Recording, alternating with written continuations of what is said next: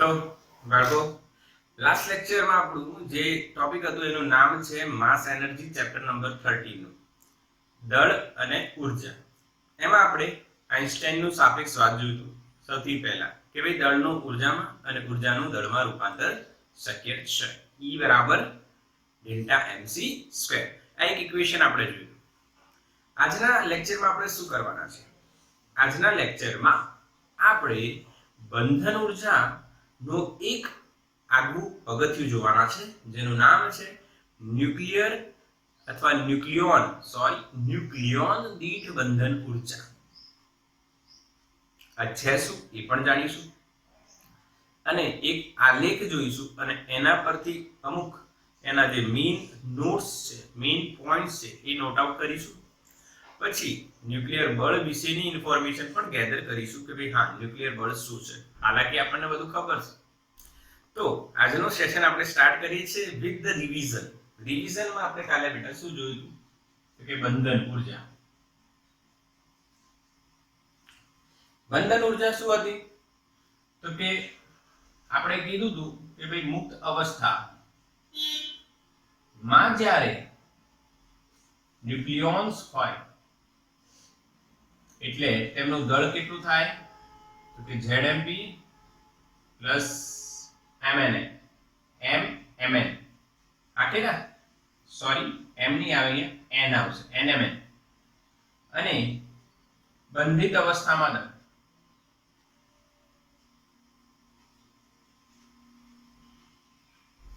કેટલું લખેલા M. આ M જે છે બેટા એ ખાસ નોંધ કરીશું ન્યુક્લિયસ નું દળ છે. કોનું દળ છે? ન્યુક્લિયસ નું દળ. અને આ કોનું દળ છે? ન્યુક્લિયોન્સ નું દળ છે. તો આપણે દળ ક્ષતિ વ્યાખ્યાયિત કરી હતી. દળ ક્ષતિ એટલે શું તો કે આનું દળ આના કરતા વધારે હોય છે. એનો અર્થ એવો થાય છે કે જ્યારે આપણે ન્યુક્લિયોન્સને ન્યુક્લિયસમાં બાંધ્યા, હાલાકી આ નેચરનું કામ છે, પણ જ્યારે આ બંધાયા હશે ત્યારે દળમાં કંઈક ફેરફાર આવે.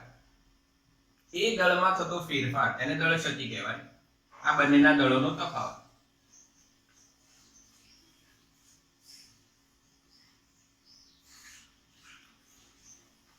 આને આપણે દળ ક્ષતિ કહીએ છીએ. પછી એક વાત એવી આવી કે આ દળમાં જે ફેરફાર થયો બેટા એ ગયું ક્યાં? કોઈ ફેરફાર થયું હોય એ ગયું ક્યાં? યસ ઓર નો? કોઈ ફેરફાર થયું હોય તો એ ગયું ક્યાં? તો આ દળમાં ફેરફાર થયો બેટા તો આ દળ ગયો ક્યાં? એવો પ્રશ્ન થાય કે ના થાય? બોલો વિચાર. પહેલા આટલું દળ હતું. પહેલા માની લો અહીંયા 80 કિલો એક વ્યક્તિની દળ લેવા, અહીંયા 80 થયું, અહીંયા 60 થયું. તો તમે 80 નું 60 જો તો વિચાર કે 20 ગયું ક્યાં? પહેલો વિચાર. અહીં તો ગયું તો કઈ રીતે ના ગયું હશે?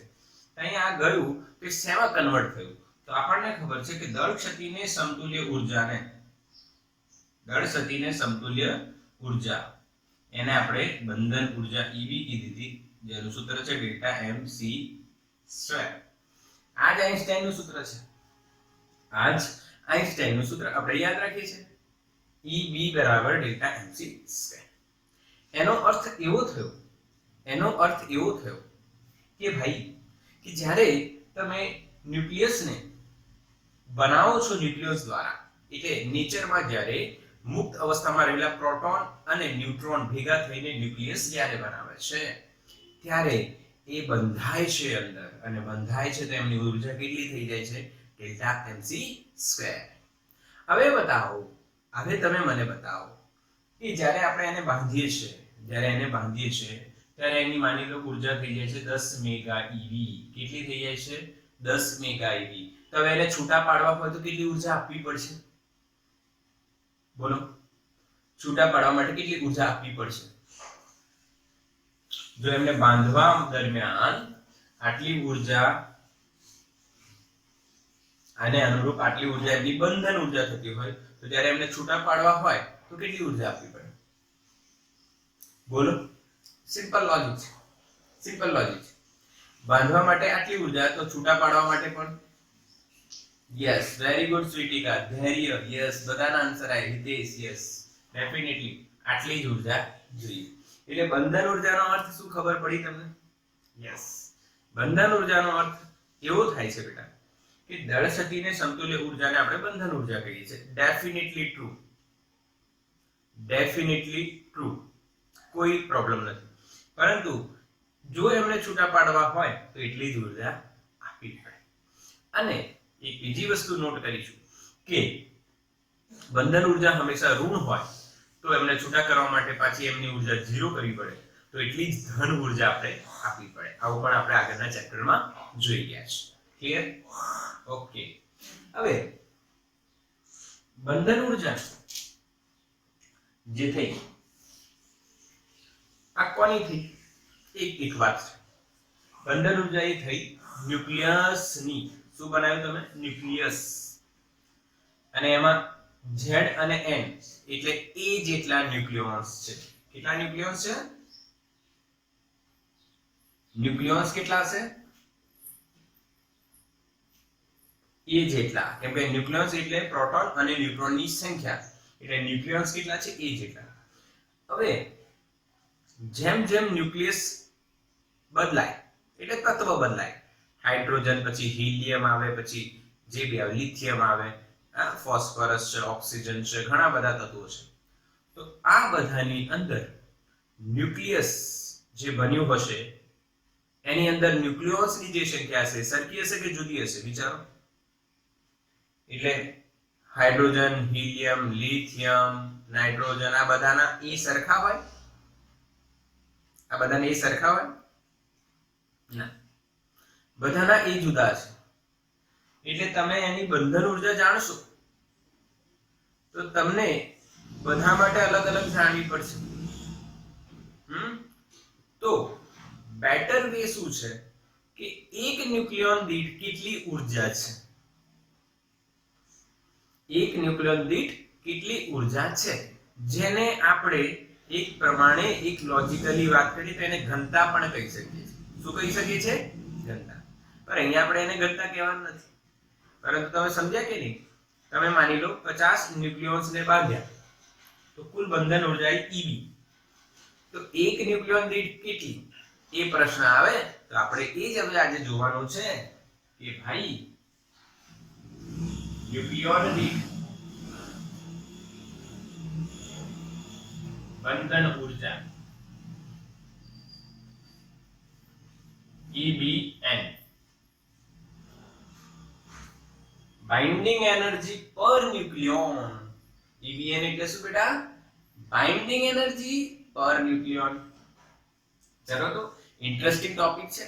કઈ રીતના સમજીએ? જેમ કે તમે બધા અહીંયા આવો, મારા ઘરે આવો, આપણે મળીએ, ભેગા થઈએ, માની લો સપોઝ. તો આપણે અમુક પ્રમાણમાં માની લો નાસ્તો મંગાવીએ છીએ 1 કિલો. તો 1 કિલો નાસ્તો આપણે બધામાં ઇક્વલી પાર્ટ કરવાના છે. તો એ 1 કિલો જે છે EB, માની લો 10 જણા હોય તો 100 ગ્રામ જાય કે ના જાય? Yes or no? 1 કિલો નાસ્તો મંગાવ્યો હોય તો 10 જણાને વહેંચવો હોય તો દરેકને કેટલો આપ્યો? તો જો EB હું કહું 1000 ગ્રામ 1 કિલો અને સંખ્યા કેટલી છે? 10. તો બતાવો પ્રતિ વ્યક્તિ દીઠ કેટલો નાસ્તો જશે? કેટલા ગ્રામ જશે? તો તમે શું કર્યું? 1000 ભાગ્યા 10 that is 100 gram. Yes or no બેટા? સિમ્પલ છે, હા કે ના? 1 કિલો એટલે કે 1000 ગ્રામ નાસ્તો તમે મંગાવ્યો, 10 જણમાં વેચવાનું છે તો દરેકને કેટલો મળશે? 100 ગ્રામ. સિમ્પલ છે. તો ઇક્વેશન બની ગયું EBN નું. શું બને ઇક્વેશન? EB by A. તો ન્યુક્લિયસની બંધન ઉર્જા EB ને ન્યુક્લિયોન્સની સંખ્યા વડે ભાગતા આપણને ન્યુક્લિયોન દીઠ બંધન ઉર્જા મળે છે. Very simple logic. હા કે ના બોલો? આવડે કે નહીં બેટા? બોલો, મેસેજ કરો ફટાફટ. હા કે ના? આ આવડે ને? યસ, બિલકુલ, ડેફિનેટલી સર, અમને આવડે. એનું રીઝન શું છે? બીકોઝ આ તો તમે એકદમ સિમ્પલ વાત કરી દીધી. આ જે વાત છે એકદમ સિમ્પલ વાત છે કે ભાઈ 1000 ગ્રામ નાસ્તો હોય 10 જણમાં વહેંચ્યો હોય તો દરેકને કેટલો મળ્યો 100 ગ્રામ. બિલકુલ સિમ્પલ. ઈબી બંધન ઉર્જા બધા ન્યુક્લિયોન્સની હોય તો એક ન્યુક્લિયસની એક ન્યુક્લિયોનની કેટલી ક્લિયર. તો એકમ બનશે આનો ભાઈ કેમ કે ઈબી નો એકમ મેં કાલે તમને કીધું હતું મેગા ઈબી માં હોય. શેમાં હોય? મેગા ઈબી માં. તો અહીંયાનો એકમ બનશે મેગા ઈબી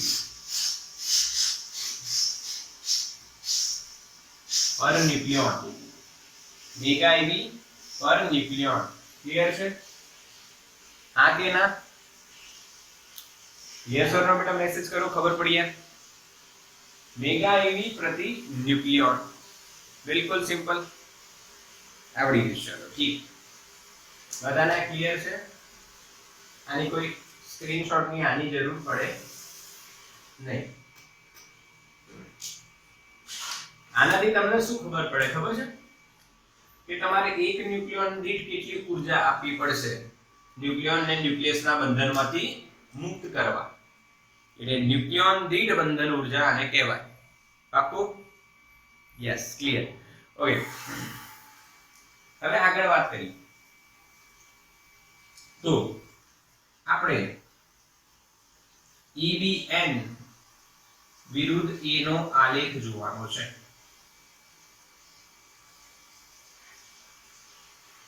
કોનો આલેખ જોવાનો છે? EBN વિરુદ્ધ A. એટલે અહીંયા આપણે EBN વિચારી શકીએ જેની વેલ્યુ હશે મેગા EB પર ન્યુક્લિયોન માં. અહીંયા આપણે A વિચારીએ.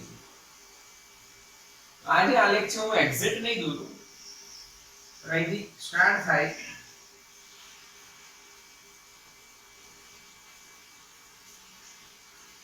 અને આ રીતના લગભગ એ બને છે. અહીંયા હટાઈ દેવું પડશે. અહીંયા લખું છું EBN, સમજી જજો બેટા. ઓકે, આવો લગભગ આલેખ મળે છે. આવો લગભગ આપણને આલેખ મળે છે. અહીંયા અલગ અલગ તત્વો છે અને એના નામ લખેલા છે, તમે ટેક્સ્ટ બુકમાં જોઈ શકો છો. બટ અહીંયા જે ટોચ પર છે એના માટે ઇન્ફોર્મેશન જરૂરી છે. અહીંયા 56 છે ભાઈ. સૌથી વધારે EBN કેટલી? જો અંદર આલેખમાં જો કેટલી છે, પછી આપણે 238 ની વાત કરીશું. આલેખમાં જો કેટલી છે બેટા? સૌથી વધારે EB કેટલી? હા કે ના? જોઈ 8.75. યસ ઓર નો? 8.75 બરાબર છે. ફટાફટ જોઈને મને કહો.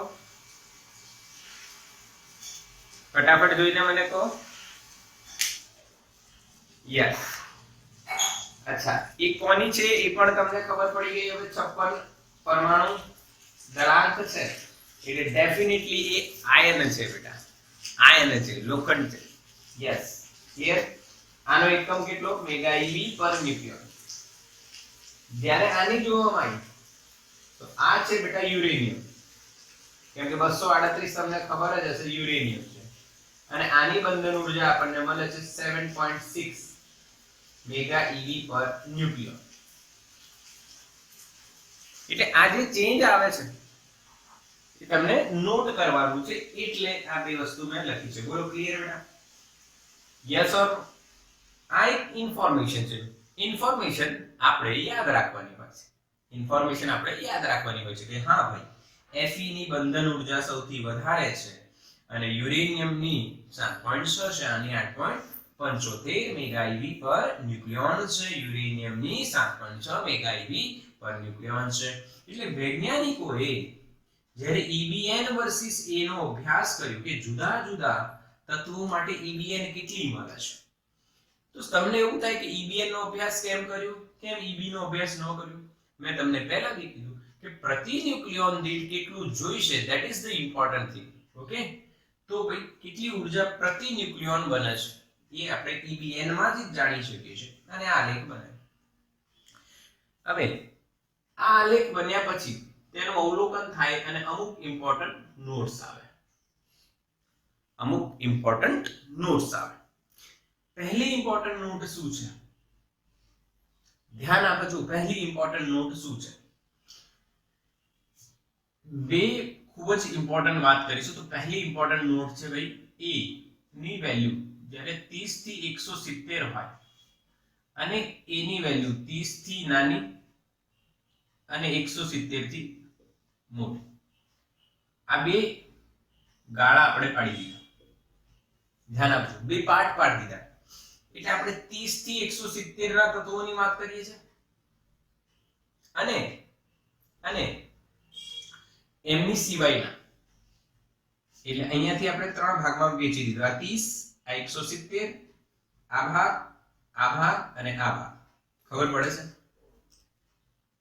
આ વસ્તુ શું છે ખબર પડી બેટા?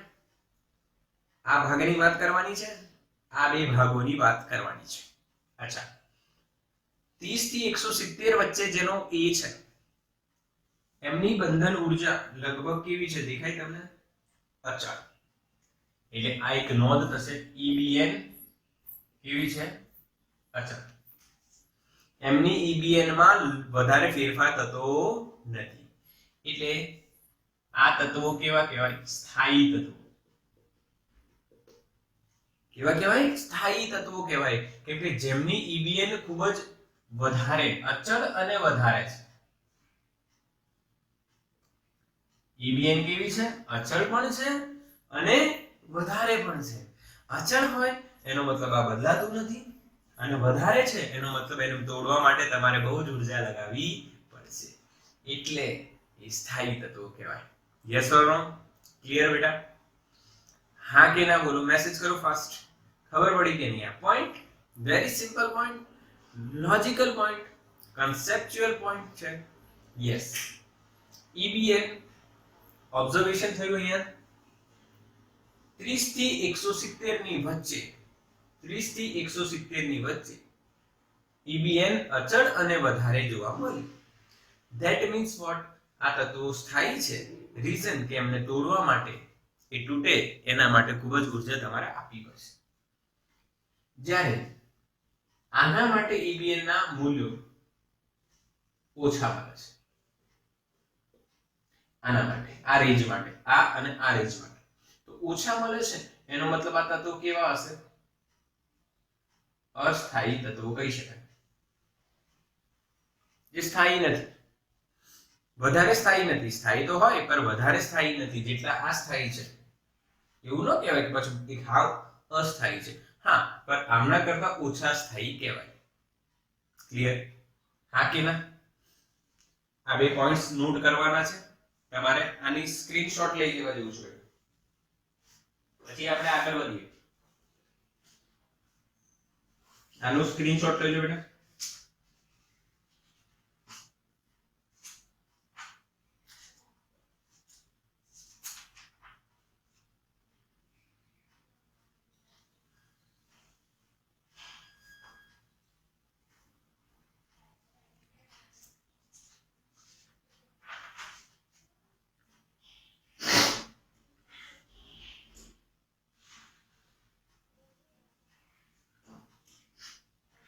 થઈ ગયું?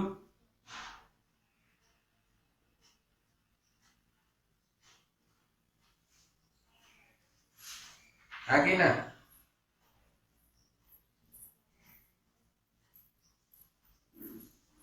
ચલો ડન. ઓકે, હવે આ બે પોઈન્ટ્સ ઇમ્પોર્ટન્ટ હતા. હવે આના વિશે થોડી હજુ ઇન્ફોર્મેશન આપણે મેળવીશું કે ભાઈ EBN વર્સિસ A ના આલેખ પરથી આપણને કઈ કઈ માહિતીઓ મળે છે.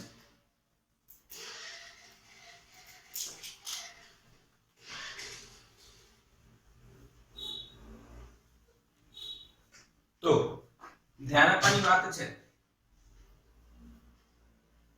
કે આ જે ઇન્ફોર્મેશન હતી EBN ની એના પરથી અમુક પોઈન્ટ છે, ઇમ્પોર્ટન્ટ પોઈન્ટ છે, એની વાત કરીએ કે ભાઈ ન્યુક્લિયર જે અંદર બળ લાગતું હશે એ પ્રબળ બળ છે. ન્યુક્લિયર અંદર જે બળ લાગતું હશે એ પ્રબળ બળ છે. કે ધ્યાન આપજો કે તમારે ન્યુક્લિયોન દીઠ બંધન ઉર્જા જે છે મેગા ઈવી માં આવી.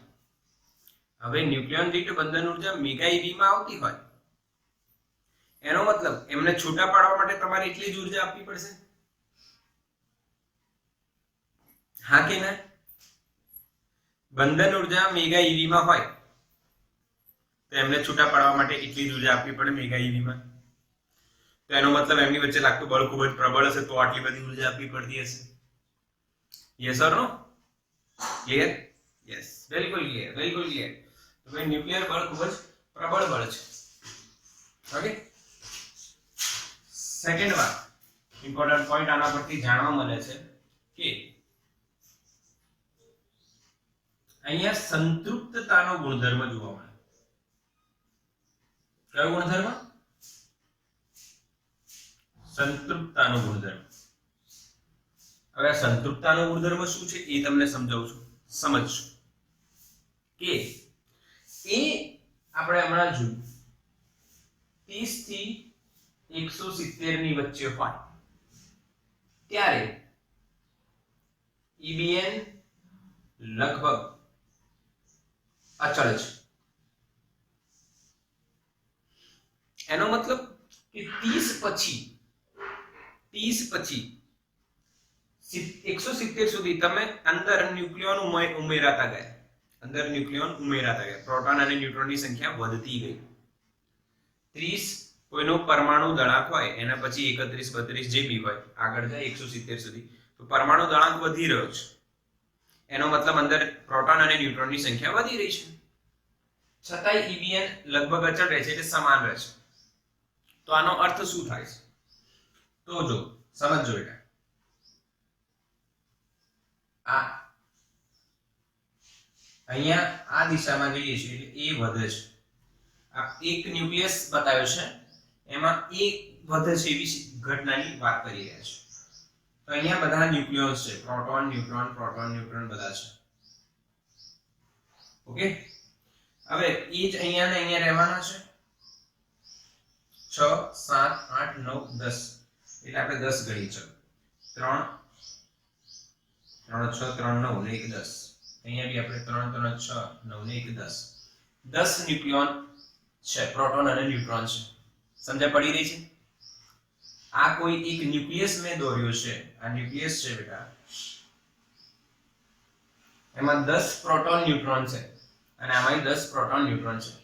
હવે જ્યારે એ વધે છે એનો મતલબ અહીંયા પ્રોટોન અથવા ન્યુટ્રોન આવશે. હા કે ના? પ્રોટોન કે ન્યુટ્રોન અંદર આવશે. હવે જો એ આઈને અહીંયા સપાટી પર જ રહેતા હોય, ક્યાં રહેતા હોય છે? સપાટી પર રહેતા હોય છે. એનો મતલબ આ બીજા ન્યુક્લિયોન સાથે એટલા પ્રબળ બળથી જોડાતું નથી. અગર જો જોડાતું હોત તો આની બંધન ઉર્જા બદલાઈ જતી, અચળ રહે નહીં. ક્લિયર કે નહીં? હા કે ના? યસ ઓર નો? હા, એક એક્ઝામ્પલ આપો બેટા. તમે અત્યારે ઓનલાઈન ભણી રહ્યા છો. માની લો એક એક્ઝામ્પલ આપું, તમે 12માના ત્રીજા સેમ સુધી આવી ગયા. પછી તમારા ક્લાસમાં એક ન્યૂ એડમિશન થાય છે, જેમ કે આપણા ક્લાસમાં ન્યૂ એડમિશન થઈ રહ્યા છે. તો એ ન્યૂ એડમિશન આવે તો એ બાળક વચ્ચેથી આવે એટલે બધાની બોન્ડિંગ, જેવી મારી બોન્ડિંગ હોય એવી તમારી બોન્ડિંગ હોય, ટીચર્સ જોડે હોય, સ્ટુડન્ટ્સ જોડે હોય, તો એ બોન્ડિંગ, એ ફ્રેન્ડશિપ કે આપણી મિત્રતા જે છે એ લેવલે ઇન્ક્રીઝ નથી થતી. બીકોઝ કે એનું કારણ છે કે એ આવે છે અને દૂર સપાટી પર જ રહી જાય છે. જો એ અંદર સુધી આવતું હોત તો બોન્ડિંગ વધારે સ્ટ્રોંગ બનતી, અને પરંતુ અહીંયા જ રહે છે એટલે બોન્ડિંગ વધારે સ્ટ્રોંગ થતી નથી. એટલે જ આની બંધન ઉર્જા પ્રતિ ન્યુક્લિયોન શું રહે છે? અચળ રહે છે. હા કે ક્લિયર? બીજી એક વાત એવું પણ કહેવાય કે આનાથી બીજી વસ્તુ ભાઈ, ન્યુક્લિયર બળ એ લઘુ અંતરી બળ છે. લઘુ અંતરી બળ છે એનો મતલબ શું કે ભાઈ આ જે ન્યુક્લિયન છે એ આટલા જ વિસ્તારમાં રહેલા બીજા ન્યુક્લિયન પર બળ લગાવે અથવા એની જોડે આંતરક્રિયા કરે એટલે કે વાતચીત કરે. પણ આ તો બહુ જ દૂર છે એટલે આના પર આના ન્યુક્લિયર બળની કોઈ અસર થવાની નથી. એટલે એની વચ્ચે ન્યુક્લિયર બળનું આકર્ષણ કે જે બી હોય એ ડેવલપ થતું નથી. પરિણામે બંધન ઉર્જામાં કોઈ ફેરફાર થતો નથી. એટલે આને સંતૃપ્તતાનો ગુણધર્મ કહેવાય. સંતૃપ્તતાનો ગુણધર્મ કેમ કહેવાય કે માની લો હું ક્લાસમાં એન્ટર થાઉં અને ફર્સ્ટ બેન્ચ પર બેસેલો વિદ્યાર્થી એ વાત કરી રહ્યો હોય કોની જોડે સેકન્ડ બેન્ચ જોડે સેકન્ડ બેન્ચ પર બેઠેલા વિદ્યાર્થી જોડે તો ઇટ ઇઝ ઓકે પોતાની આસપાસના લોકો જોડે સ્ટુડન્ટ જોડે વાત કરવાનો. પરંતુ ફર્સ્ટ બેન્ચ વાળો એ છેલ્લી બેન્ચ સુધી વાત કરતો હોય તો એને ગુરુ અંતરી કહેવાય. પણ ન્યુક્લિયસમાં જે ન્યુક્લિયર બળ છે એ પોતાની આસપાસના 4-5 ન્યુક્લિયન સાથે જ આંતરક્રિયા કરે છે એટલે એને કયું બળ કહેવાય લઘુ અંતરી કહેવાય. ક્લિયર? હા કે ના બેટા? માની લો આપણે p ન્યુક્લિયોન ઉમેરીએ. એક એક્ઝામ્પલ લઈએ. કેટલા ન્યુક્લિયન ઉમેરાય અંદર? p ન્યુક્લિયન ઉમેરાય. કોઈ બી x y z p આ NCERT માં આપેલું એક્ઝામ્પલ છે એટલે હું p ન્યુક્લિયન લઉં છું કે p ન્યુક્લિયન ઉમેરાયા. તો k એ ઊર્જા નો એકમ ધરાવતો અચળાંક છે. એનો મતલબ શું થયું? ધ્યાનથી બેટા સમજો કે p ન્યુક્લિયન ઉમેરાય એટલે p એટલે કોઈ સંખ્યા બેટા 10 5 જે બી ઉમેરાય અને k એક ઊર્જાનો એકમ ધરાવતો કોઈ અચળાંક છે. તો p ન્યુક્લિયન જ્યારે ઉમેરાય તો કુલ ઊર્જા કેટલી થશે? pk. કેટલી ઊર્જા થાય? pk. k એ ઊર્જા ધરાવતો અચળાંક છે તો p ન્યુક્લિયન આયા તો એમની ઊર્જા કેટલી થશે? pk. ક્લિયર? હવે એ ન્યુક્લિયન જે આવે છે એ ક્યાં રહે છે? સપાટી પર. આંતરક્રિયા ઓછી કરે છે કેમ કે એ લઘુ અંતરી છે એટલે જ EBN માં શું નથી થતો બેટા? ફેરફાર. એટલે એક ન્યુક્લિયોન એક પોતાની એક રેન્જ બનાવે છે અને એમાં 1 2 3 4 5 સાથે જ આંતરક્રિયા કરે છે. દૂર સુધી એની આંતરક્રિયા થતી નથી. એટલે આને કયો ગુણધર્મ કહેવાય બેટા? સંતૃપ્તતાનો ગુણધર્મ. આને કયો ગુણધર્મ કહેવાય? સંતૃપ્તતાનો ગુણધર્મ. એક ન્યુક્લિયોન પોતાની આસપાસના 4-5 ન્યુક્લિયોનો સાથે જ વાતચીત કરે છે, ઇન્ટરેક્શન કરે છે, આંતરક્રિયા કરે છે એટલે એને આપણે કયો ગુણધર્મ કહીશું? સંતૃપ્તતાનો ગુણધર્મ. બોલો ક્લિયર બેટા? હા, ત્રીજો પોઈન્ટ લખીશું પર આનો સ્ક્રીનશોટ લઈ લો જલ્દી. ત્રીજો પોઈન્ટ લખીશું બેટા.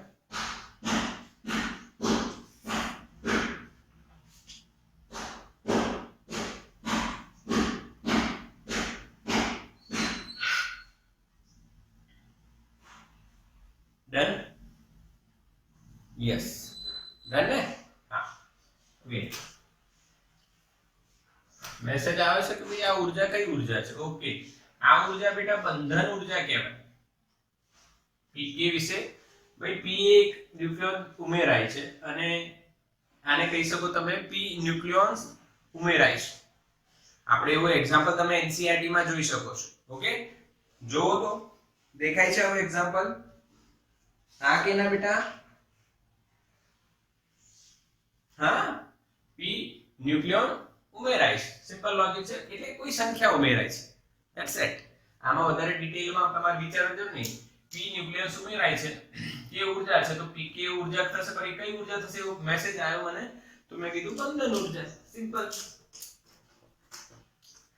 ઓકે, ચલો થર્ડ પોઈન્ટ ની વાત કરી બેટા. થર્ડ પોઈન્ટ, થર્ડ અને ફોર્થ પોઈન્ટ બંને તમને આવડે એવા છે. કેમ? પહેલા નામ લખી દઉં છું એટલે ખબર પડશે. આ નામ ખબર પડે છે તમને? ન્યુક્લિયર વિખંડન. શું બેટા નામ સાંભળ્યું છે? આ કે ના મેસેજ કરો.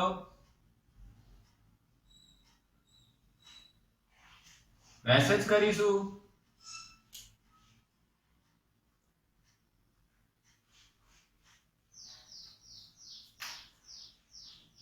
ન્યુક્લિયર વિખંડન અને ન્યુક્લિયર સંવલન, શું બેટા તમને નામ ખબર છે?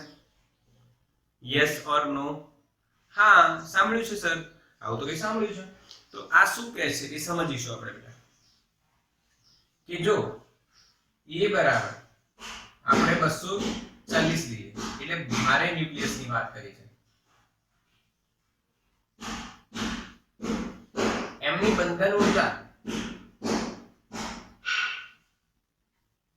નું મૂલ્ય ઓછું હોય છે.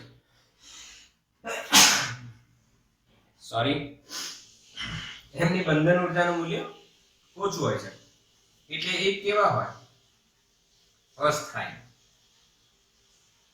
ક્લિયર? એક એક્ઝામ્પલ લઈએ આપણે. ધારો કે 240. સમજ્યા કે નહીં સમજ્યા? EBN એ શું છે? ન્યુક્લિયોન દીઠ બંધન ઊર્જા.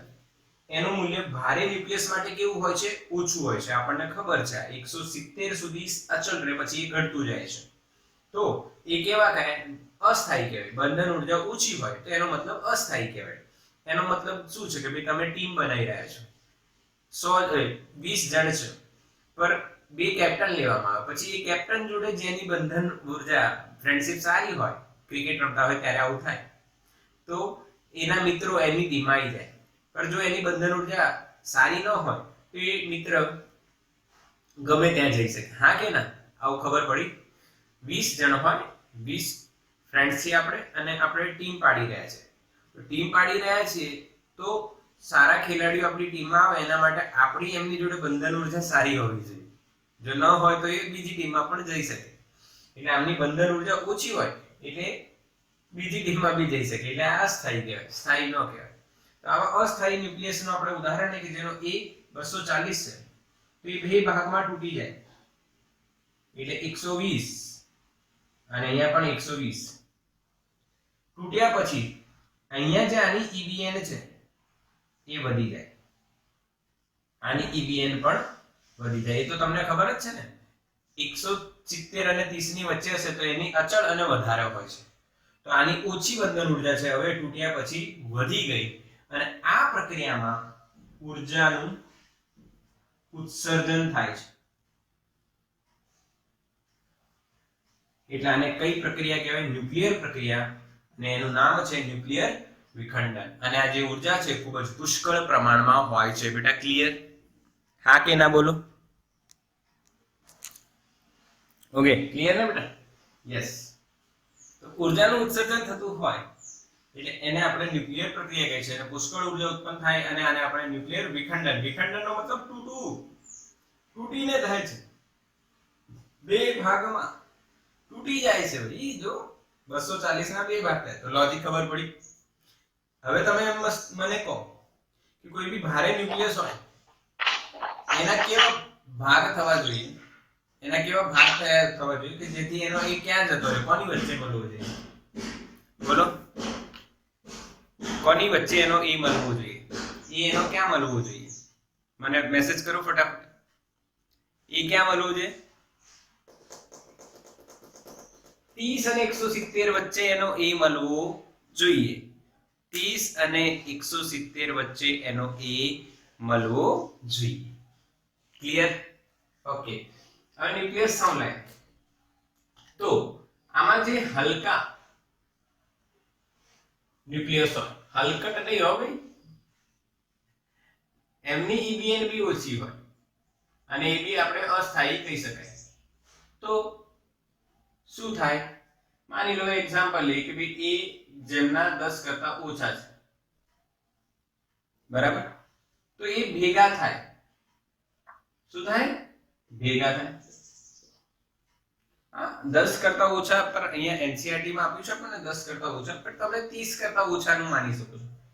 30 કરતા ઓછા હોય એ બધા ભેગા થાય, અને ભેગા થવાથી એમની EBN ની વેલ્યુ શું થઈ જાય? વધી જાય. તો આને આપણે સંવલયન કહીશું. અને આ પ્રક્રિયામાં ઊર્જા ઉત્સર્જાય.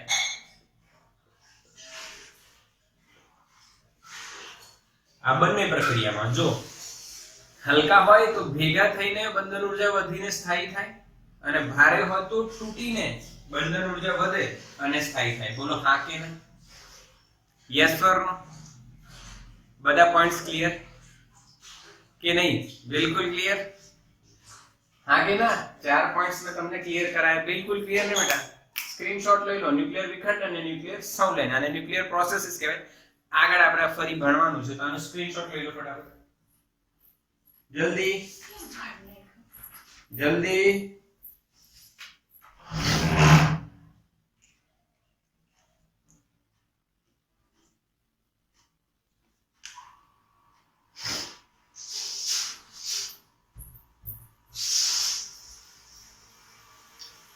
चलो clear? Yes okay.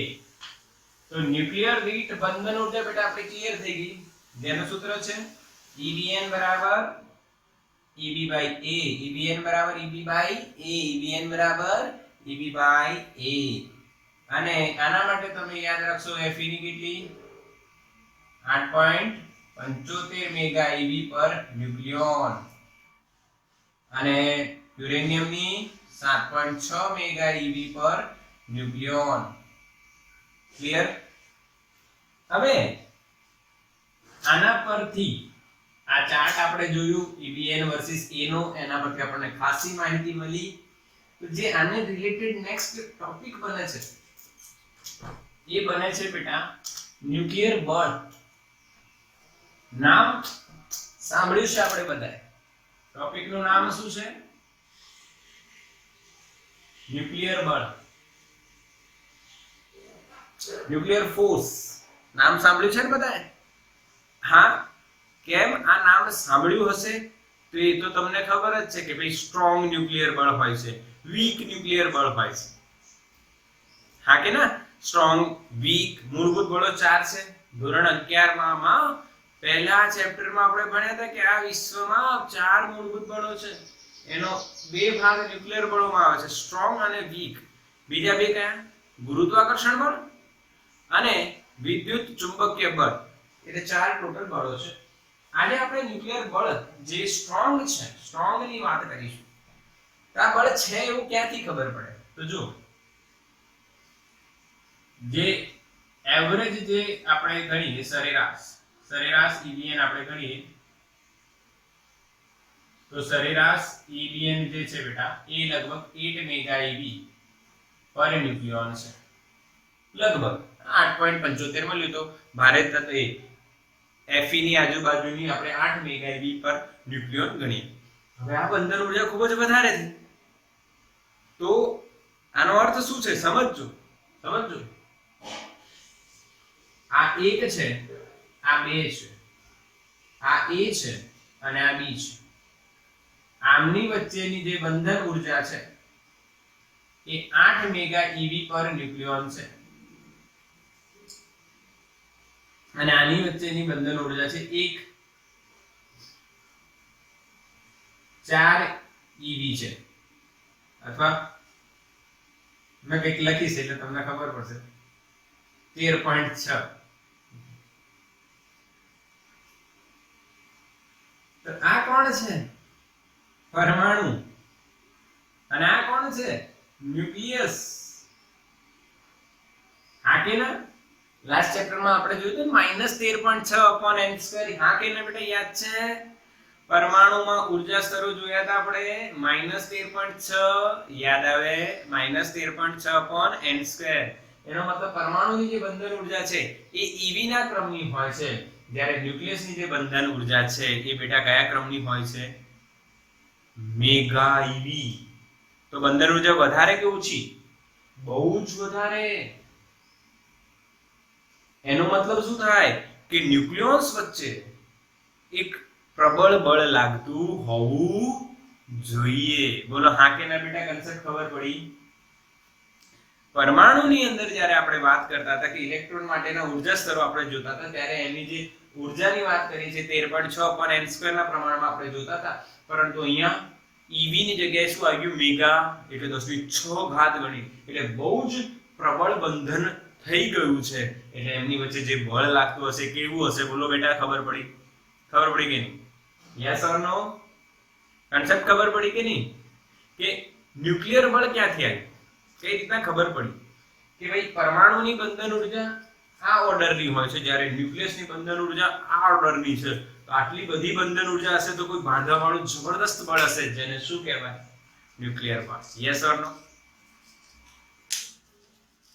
Yes or no? Clear કે નહીં? હા, હવે અહીંયા આપણે એના લક્ષણો જોવાના છે, એટલે લાક્ષણિકતાઓ. ન્યુક્લિયર બળના લક્ષણો ભાઈ એ છે શું? આયુ ક્યાંથી ખબર પડી કે નહીં બેટા? મેસેજ કરો ફાસ્ટ. હા કે ના? બી એક્ટિવ. હા કે ના? આયુ ક્યાંથી ખબર પડી? Yes yes, clear. યસ, ખબર પડી. ઓકે, કઈ રીતના, શું લક્ષણો છે એની વાત કરીએ. તો પહેલી વાત એવી સિમ્પલ તમને ખબર છે કે ભાઈ સ્ટ્રોંગ ન્યુક્લિયર બળ એ કુલમ્બ ફોર્સ કરતા મોટું છે, અને કુલમ્બ ફોર્સ એ ગ્રેવિટેશન ફોર્સ કરતા મોટું છે, એટલે સૌથી પ્રબળ છે. સ્ટ્રોંગ ન્યુક્લિયર બળ એ કુલમ્બ બળ અને ગુરુત્વાકર્ષી બળ કરતા પ્રબળ છે. આ એનો પહેલી એક લક્ષણ કહી શકીએ, એક પ્રોપર્ટી કહી શકીએ બેટા. હા કે ના? દેખાય ને? Yes, clear. પહેલી પ્રોપર્ટી એ સૌથી પ્રબળ બળ છે. બીજી વાત જોજો. બીજી વાત પ્રબળ છે. બીજી વાત છે વિદ્યુત ભાર પર આધારિત છે કે નહીં? બોલો, મેસેજ કરો ફાસ્ટ. ન્યુક્લિયર બળ એ વિદ્યુત ભાર પર આધાર રાખે છે કે નહીં? જોઈએ તમારી નોલેજ કેટલી છે બેટા, તમને આનામાં કેટલું યાદ છે. તમે ભણી ગયા છો ન્યુક્લિયર બળ, તમને ખબર જ છે કોની કોની વચ્ચે લાગે, તો તમે કહી શકો છો કે એ વિદ્યુત ભાર પર આધાર રાખે છે કે નહીં? હા કે ના?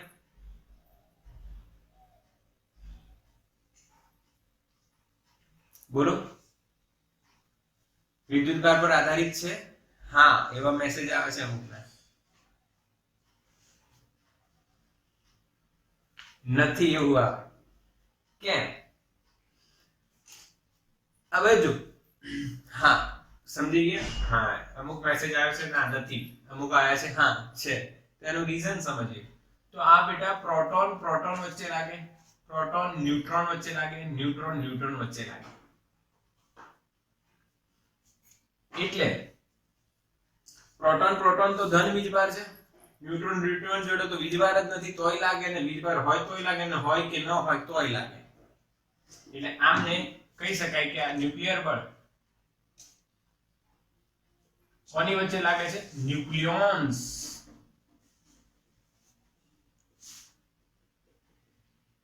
ખબર પડે કે નહીં? ન્યુક્લિયર બળ કોની વચ્ચે લાગે છે? ન્યુક્લિયોન્સ. એ વિદ્યુત ભાર પર આધારિત નથી. ક્લિયર? બીજો પોઈન્ટ. હેલો ભાઈ, સૌથી પ્રબળ છે. બીજો, એ વિદ્યુત ભાર પર આધારિત નથી. ત્રીજો, એ લઘુ અંતરી બળ છે બેટા. લઘુ અંતરી બળ છે એનો અર્થ શું થયો? કે ભાઈ એક ન્યુક્લિયોન એની આસપાસના 5 ન્યુક્લિયોન સાથે જ આંતરક્રિયા કરે છે, એટલે બળ લગાડે છે. એનાથી દૂરના પર બળ લગાડતું નથી, એટલે એ કયો બળ છે બેટા? લઘુ અંતરી. કેવું બળ છે? લઘુ અંતરી. ક્લિયર? ચોથું એક પોઈન્ટ છે, ધ્યાન આપજો. ચોથો પોઈન્ટ અગેન સેમ. કયો ગુણધર્મ છે? સંતૃપ્તતાનો ગુણધર્મ છે. એ આના પરથી જ આવે. પોતાના આસપાસના 4-5 સાથે આંતરક્રિયા કરતું હોય તો એ સંતૃપ્તતાનો ગુણધર્મ ધરાવે છે. પરંતુ આમાં આપણે સ્થિતિ ઊર્જા U અને R નો આલેખ જોવાનો છે. કોના માટે? ન્યુક્લિયોન દીઠ બંધન ઊર્જા જે છે, અહીંયા ન્યુક્લિયોન્સ વિશે સ્થિતિ ઊર્જા વિરુદ્ધ અંતરનો આલેખ જોઈએ છે. તો ન્યુક્લિયોન્સ વચ્ચેનું અંતર 0.8 ફર્મી થાય છે, ત્યારે સ્થિતિ ઊર્જા ઘટવાની જગ્યાએ વધવાનું સ્ટાર્ટ કરે છે. Yes or no? ક્લિયર કે નહીં? હા કે ના? અંતર સાથેનો જે ફેરફાર છે એ તમને દેખાય છે. એટલે અહીંયા સ્થિતિ ઊર્જા બદલાય છે. ધેટ મીન્સ વોટ 0.8 ફર્મી પહેલા આ બળ અપાકર્ષી હોય છે અને 0.8 ફર્મી આ બળ કેવું થઈ જાય આકર્ષી. એટલે ડબલ ઢોલકી બળ કહેવાય. એને નામ આપીએ ડબલ ઢોલકી. એનો મતલબ એવું ના કહી શકો તમે આકર્ષિત છે કે અપાકર્ષિત. 0.8 મીટર થી તમે નજીક આવી ગયા તો ધક્કો મારશે, દૂર જશો તો તમને ખેંચવાનો પ્રયાસ કરશે. એટલે આ કયો કહેવાય ડબલ ઢોલકી બળ. કયો બળ ડબલ ઢોલકી. ભાઈ કે બંને બાજુ લાગે, આકર્ષિત છે અને અપાકર્ષિત છે. બોલો હા કે ના બેટા? ક્લિયર? હા કે ના? क्लियर के नहीं? बिल्कुल. चौथा पॉइंट यस.